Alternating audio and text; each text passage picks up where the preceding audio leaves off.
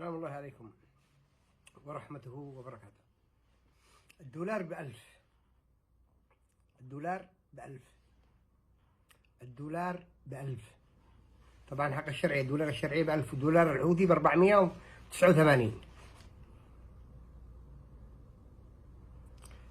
ما نش عارف انه انتم صنج الحكومة الشرعية، يعني ما توصلكمش الاخبار.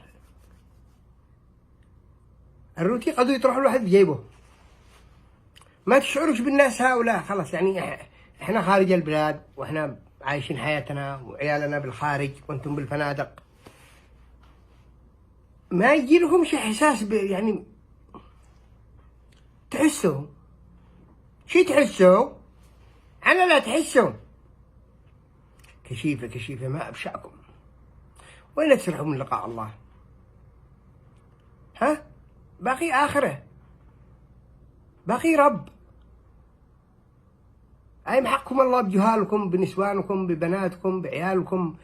يعني مش كل شيء أكل وسرقة.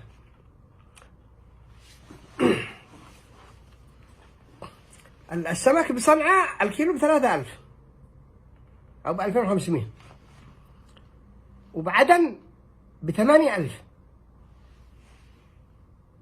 وين البحر؟ الدليل شعب مجهي الخر. الدليل جالسين يرمين لنا التهم على الناس وعلى الاستعمار وعلى الغرب وعلى التحالف وعلى الخليج وعلى الجن وعلى المجانين وعلى الشيطان وعلى ابليس.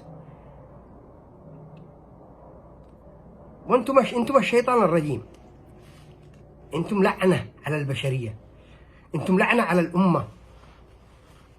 من له المسكين والفقير؟ من فين بيجيب؟ منين يعيش؟ احنا بالخارج، احنا عايشين فنادق وسفر وطلعة وخرجة وأمورنا تمام.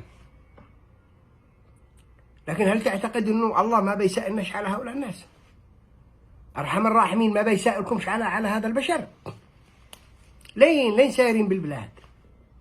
الآن انتم دارين انه الأمريكان بيعملوا قواعد بالمهرة، بينقلوا من جيبوتي للمهرة. ليش؟ ما تسألوش أنفسكم ليش؟ السفينة البريطانية التي تعرضت، قالوا في أول سابقة تعرضت سفينة بريطانية تجارية للقرصنة في شواطئ المهرة. ما بوش ما حدا تعرض ولا أبو قرصنة هناك. في مشروع قادم ثاني، متى تفيقوا؟ متى تشعروا؟ يا خبرة يوم عد باقي حد لي لأمكم إلا باتبل عليكم الدواب الأرض. يعني أنت كمسؤول، أنت كوزير، أنت كرئيس، أنت كرئيس وزراء، أنت كنائب بالبرلمان، الفترة المقبلة إذا ما فكرتمش وجمعتم دوما بيتبولوا عليكم الخلق. ما تعتقدش انك بتجلس بدولة بالخارج، بالقاهرة، بالأردن، بتركيا، بسوريا، بليبيا، بفيتنام، ببنما، وتظن انه الناس ستتركك. يا جماعة الخير، الحوثي بيحقق دولة. الحوثي بيثبت ان انتم مجموعة من السفلة والرخاص. الحوثي كل يوم يثبت ان انتم مجموعة من اللصوص والمرتزقة. الحوثي اللي يبصم.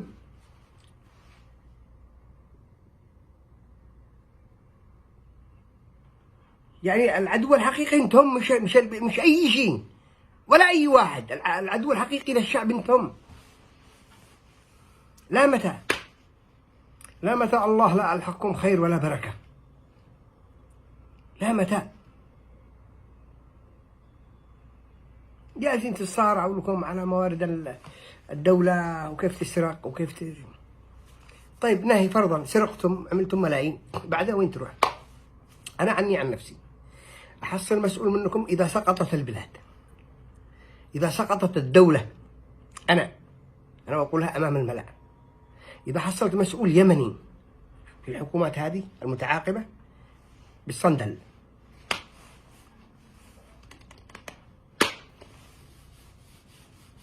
يعني ما تشعروش انتم انه في بلد بينتهين، وانتم مشغولين بمعارك جانبية بمصالحكم انتم واسركم واولادكم، مصالح رخيصة. لعنتي عليكم الى يوم الدين.